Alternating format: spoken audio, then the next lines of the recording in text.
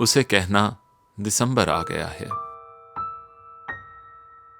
دسمبر کے گزرتے ہی برس ایک اور ماضی کی گپھا میں ڈوب جائے گا۔ اسے کہنا دسمبر لوٹ آئے گا، مگر جو خون سو جائے گا جسموں میں نہ جاگے گا۔ اسے کہنا ہوائیں سرد ہیں اور زندگی کے کوہرے دیواروں میں لرزاں ہیں۔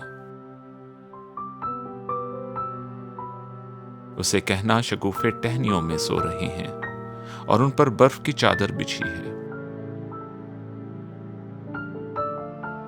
اسے کہنا اگر سورج نہ نکلے گا تو کیسے برف پگھلے گی۔ اسے کہنا کہ لوٹ آئے۔